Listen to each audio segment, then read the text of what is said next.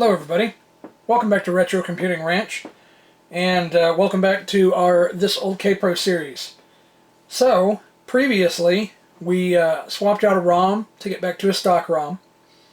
We used the Grease Weasel to archive all of the physical floppy disks that we had for this system, so that we have digital copies that we can use with Gotek drives. That process is done.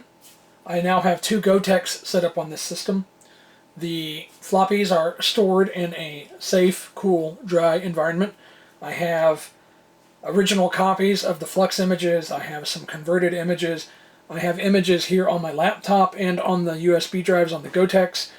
So I can feel free to go through the system, check things out, see what's going on, and find out what some of these programs are. So let's go ahead and fire up the Kaypro. Should take just a moment to come up here. There we are. So the disk that I'm running off of runs Kaypro 63K CPM version 2.2G, and it has some extra utilities in it. So let me do a directory list in here. And you can see we've got some interesting utilities. The main one that I've been working with is the disk.com utility. It is... well, it does a lot of stuff, but it has a file viewer in it. And so what I can do is I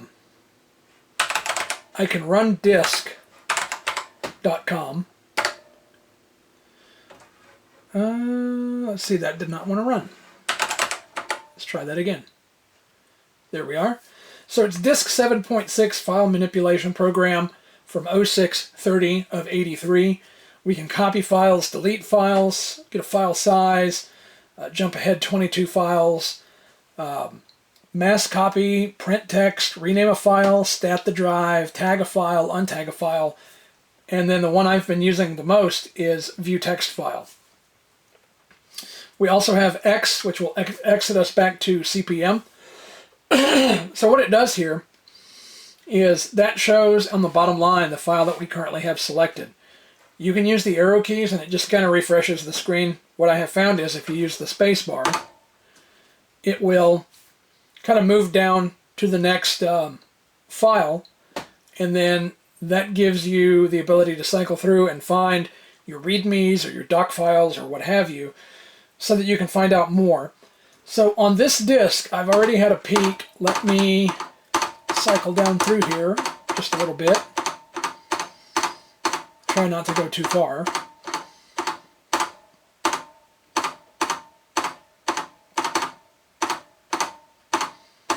We should almost be there.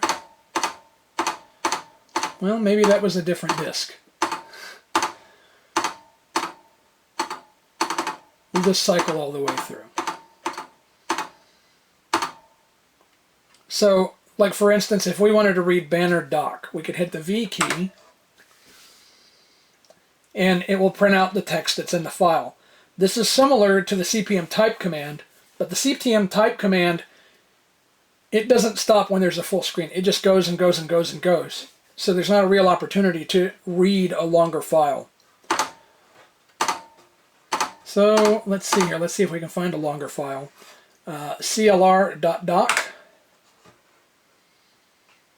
That's another short one.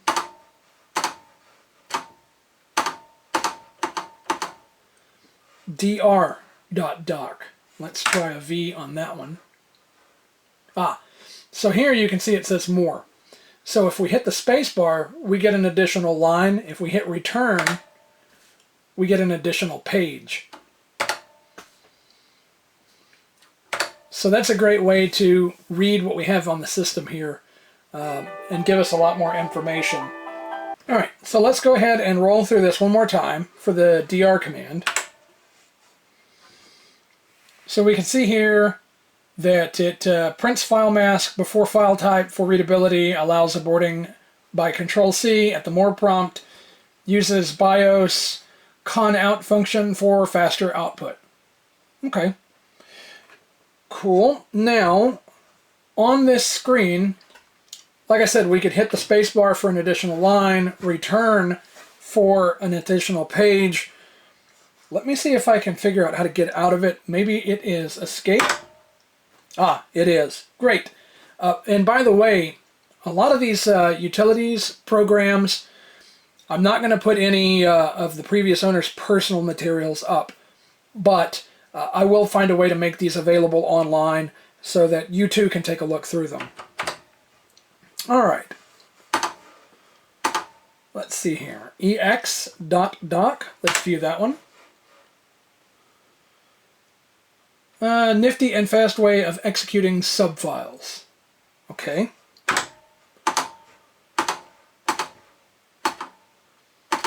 Now, you may be asking what happens if you try to view a .com file. You'll end up getting some garbage on the screen. I can show you how to do that. Then there we go. So, let me see about doing a screen refresh here. There we go. That was just an up arrow key, but I think any of the arrow keys, yeah, would do the same thing. All right, find.doc. So this is find 51, locates strings of characters in a file, then displays the entire line that the strings were found. Okay, fair enough. Find BAD. Let's see here. Looks for disk errors. So that's interesting. Index.doc. Introduction to the text file index generator. Looks like it's meant for WordStar. And this came from the Osborne users group.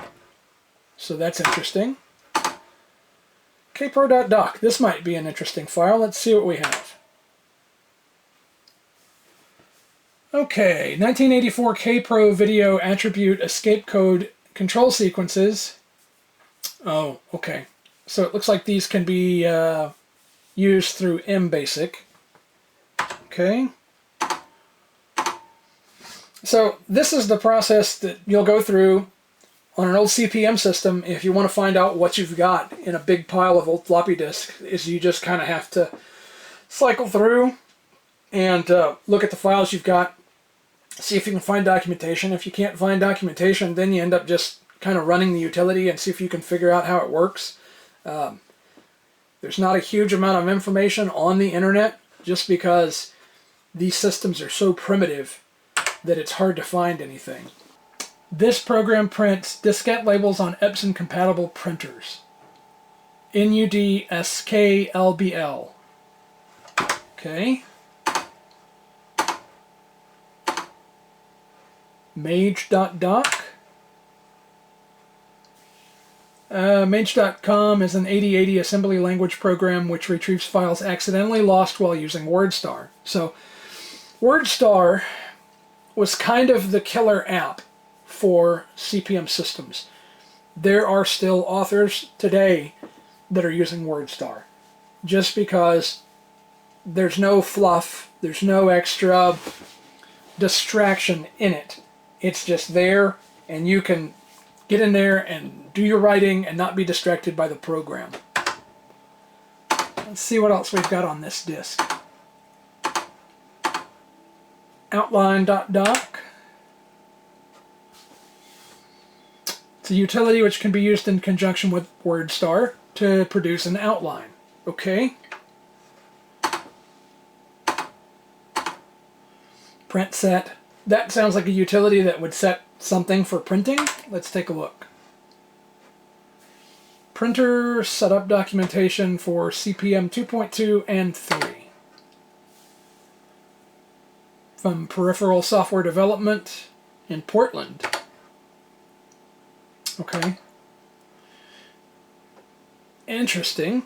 This is probably one that deserves a deeper dive, but we're not going to go into that today.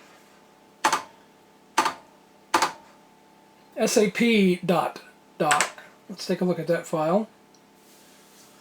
Sort and pack CPM disk directory. This CPM utility reads the disk directory track, sorts the entries alphabetically, and then rewrites them back to the original disk. Ah, okay. So on CPM, you can end up, you don't really have a choice on how things are displayed. They're kind of in disk order. If you want them alphabetically, then you would use this sort of utility, sort and pack, to go through and reorganize things so that it shows up the way that you want to see it. Okay. Sort.doc.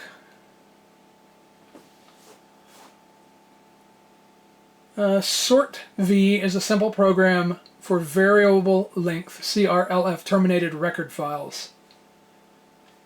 It defaults to sorting from the first character in the line, but can skip past any particular characters that occur in the file. Okay. Let's see. spz.doc. SPZ is a full-screen interactive disk update utility providing many of the features found in du.com. The program is menu-driven and little additional documentation is required. SPZ requires a Z80. Possible to update for 8080, but extensive use is made of the Z80 opcodes. CPM 2.x is required. Okay. Let's see what else we have here. Un-ERA. Now, ERA is the command you would use to delete files, so it seems like this would probably be a utility to un-ERA your files or undelete them. And indeed it is. It is a utility for recovering deleted files on CPM 1.4 and 2.2. wcount.doc. wcount would probably be a word count utility, possibly for WordStar. It does count words. Paid by the word. Okay, interesting. Yeah, no specific mention of WordStar, but possibly it does, or it operates on doc files. Who knows? What char.doc. Let's view that one. What a character. Program displays any transmitted character in the range of 0 to 127 decimal. All right. Windex.doc. Creates indexes for WordStar files written in document mode. Okay. WSDO-con, possibly. Microprose WordStar word processor creates and handles two kinds of files. A document file uses high bit flags to signal word boundaries, soft spaces, and soft carriage returns. These flags let WordStar properly justify and format the file. A non-document file uses no formatting or justification flags. This type of file is created to edit data or program source code for which text formatting is not required. A document file can easily be converted to a non-document file by simply using the CPM utility pip to copy the file with the Z switch set. Okay, so I believe that WSDO-con converts non-document files into document files. All right, we're back at the top. Let's go ahead and exit back to CPM. I want to see what SPZ does.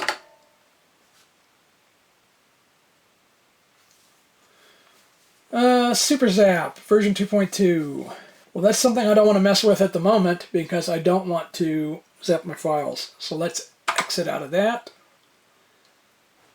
Now, that's what we have on our A drive. That's our bootable disk. I have a Gotek set up on the B drive, and it has a lot of the other files that we backed up.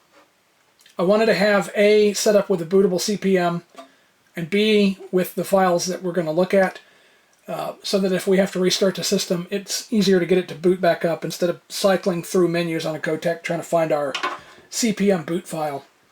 Let's do the DIR of the B drive.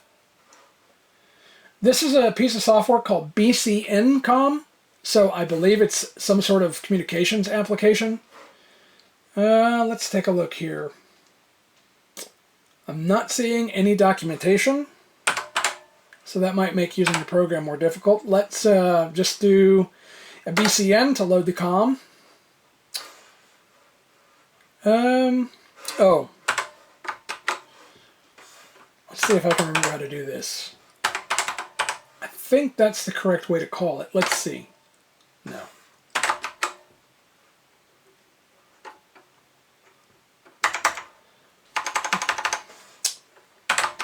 Let's try this. I don't think that's right either. I don't really know what I'm doing. We'll just switch to the B drive for now and run BCN. And it is reading from the disk, so we just have to wait for the program to load.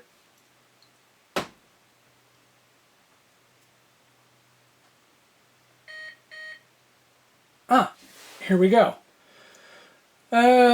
Welcome to the exciting world of networking. Copyright 1983, Business Computer Network Incorporated. Select the database you desire. Huh. General Electric. This is for maybe logging into some sort of General Electric data service? It's not something that I know about. Let me see if I can control C from here and get the system to warm boot. I believe that that's a hotkey for Kaypros. No, it is not. Let's see here. Let's just do a button reset of the system using the button on the back. Let's take a look. I've switched over to a different disk here. This was a disk that had a label on it for a shareware store that we used to have, and it has one program on it called winstall.com. Let's see what it does. Oh, I need to switch to the B drive.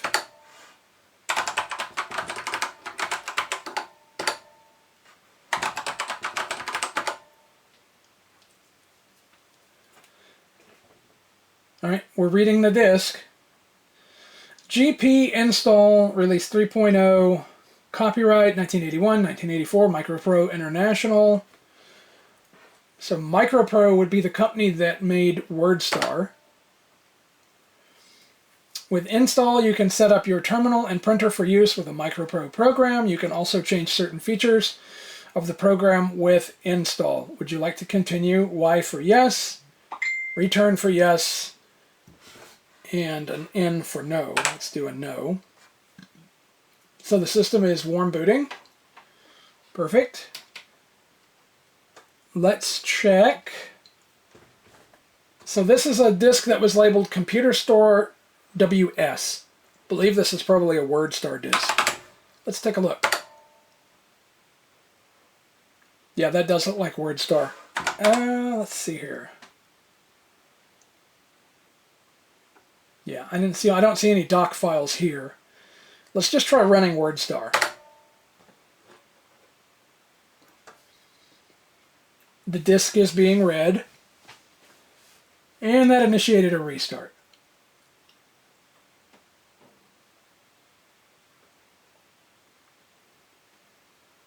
But we're not moving. That's interesting. Let's do a button reset and move on to the next disk. This disk was labeled CP+. So let's get a directory listing of it.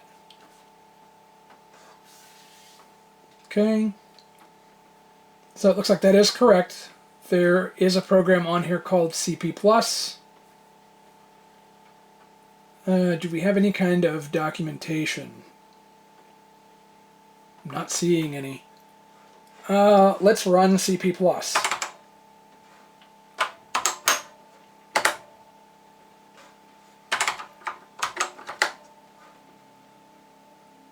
Alright, disk is being read.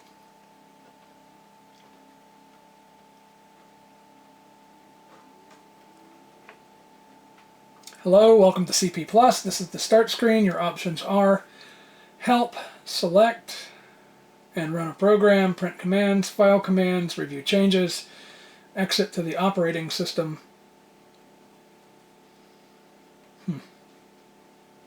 The text looks very strange here. That's going to require seeing if I can find some documentation.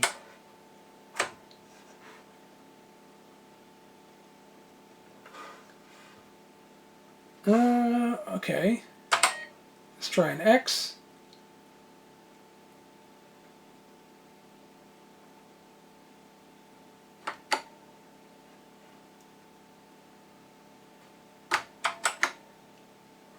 Oh, it required a capital X. Okay. Let's try moving on to a different disk. Well, the battery on my camera gave out, but we've moved on to another disk. Let's see what this one was labeled. CPM Utilities. So, I'm not seeing any documentation here either. This kind of looks like standard stuff. I see some WordStar stuff on here.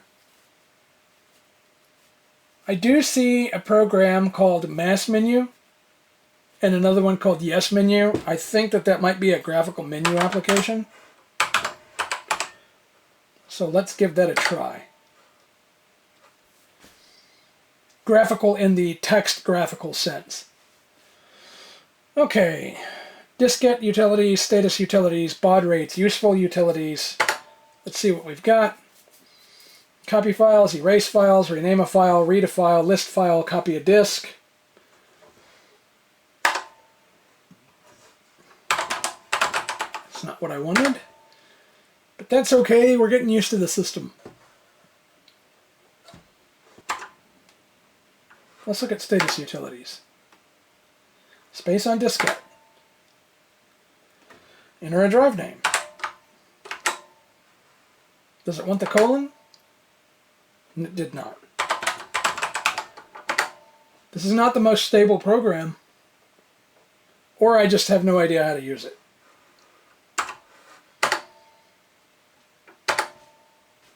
Let's try it without the colon. No. Dumped us right back out. Okay.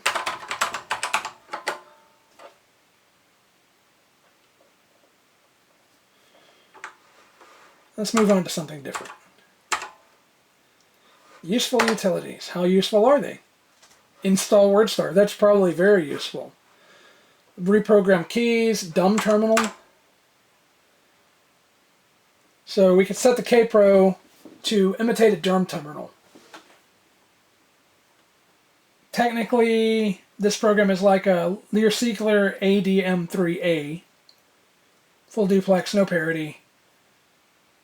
8 bits. Okay, interesting. Alright. So I see a no menu. Let's find out what that is. Warm boot. Okay. Yes menu. Warm boot. Okay. Let's move along. This is CPM Utils copy. I would imagine it's probably the same disk. Yeah. So the previous owner probably had a master copy and a working copy. That was fairly common in the time. This is actually the same disk that we're booted off of, so let's move on again to extra utilities. Okay. Let's go back to our A drive. We'll use the disk utility. Nope. Let's do disk B. Okay, certify.doc. Let's look at the doc file. Disk certification and utility program. It's been placed in the public domain by the author Kark Beck. It comes to you compliments of Denver company Xerox Computer Club. Interesting.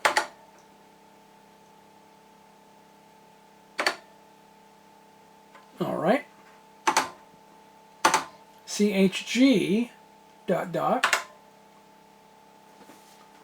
It allows one to change both the screen size and the arrow keys. So you can set for 52 columns, 80 columns, 104 columns, regular CPM, and change the arrows. Oh, change the arrows to CPM or change the arrows to WordStar. Okay. Compare. That's probably going to be an almost diff-like utility. Yeah, compares two files. I don't know if it does it in hex or not, but that seems similar. And I exited the program. Let's see here. Disk D.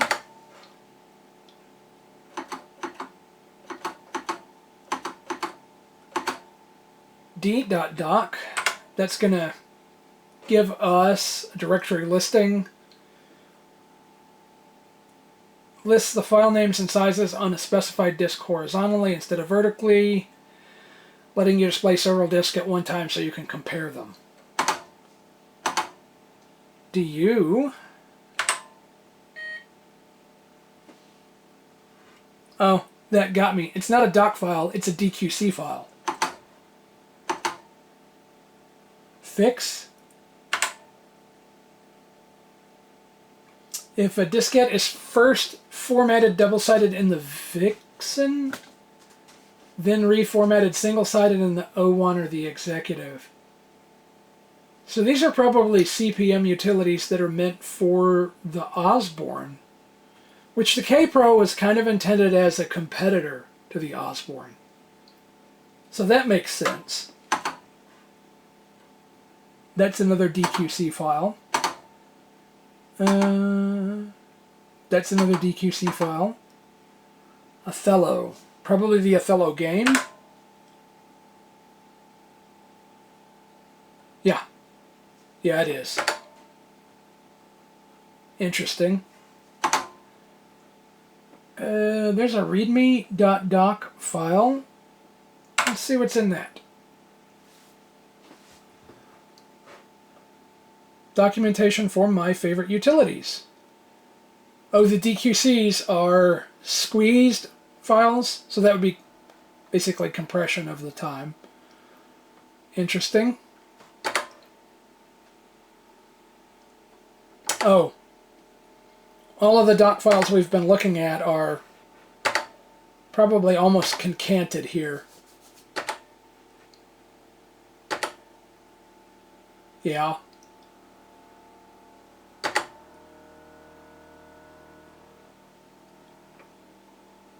Sortdir is another one of those utilities that sorts your directory listing in an alphabetical order.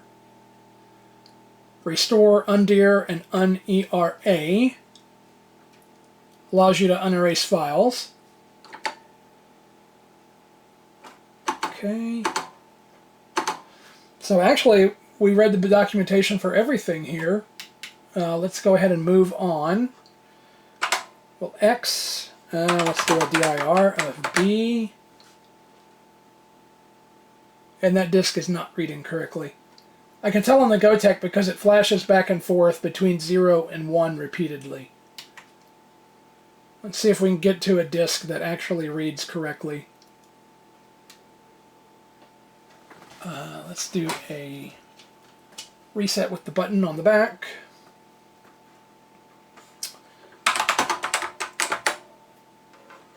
There we go.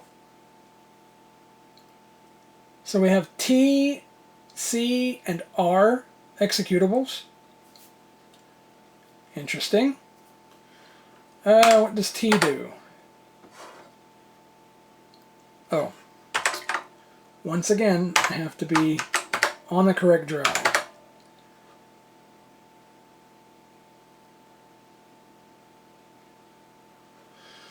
Touch and Go, published by Caxton Software.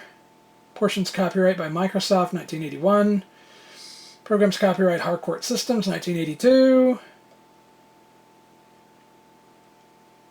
Configured for an ADM31 VDU.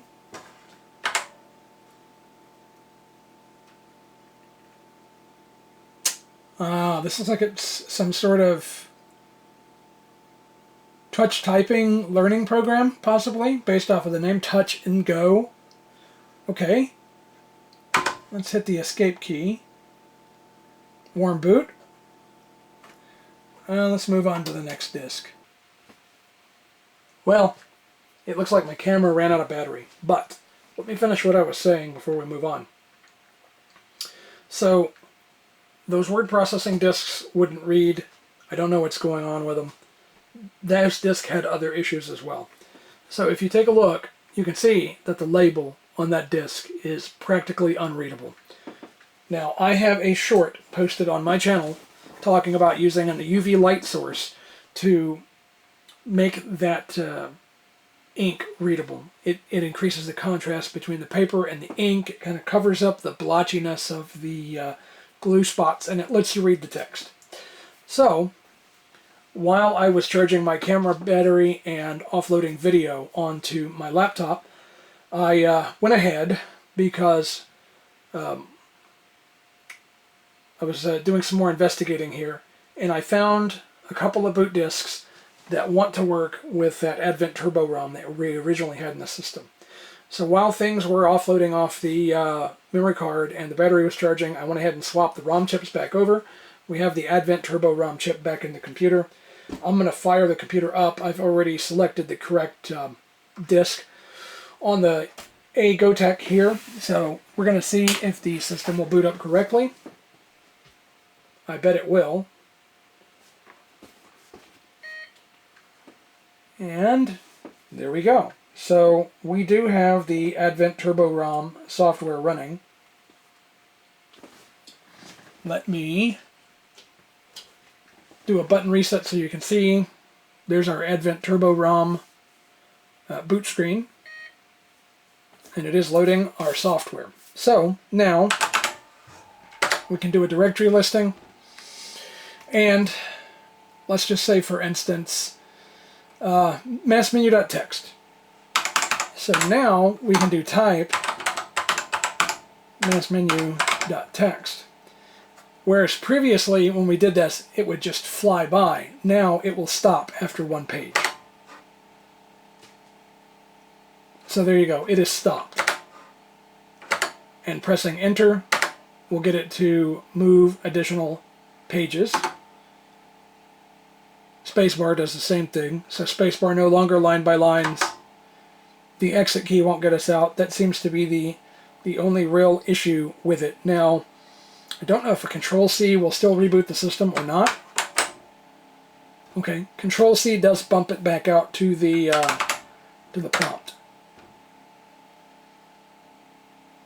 Alright, so I think with that, we're going to call it for this week. I've probably got plenty of video to look through. I'm not going to make you watch everything that I did because it was a whole lot of, well, frankly, really kind of boring stuff. But that's what you run into, like I said, with digital archaeology, is it's the nitty-gritty dirty stuff that provides the results.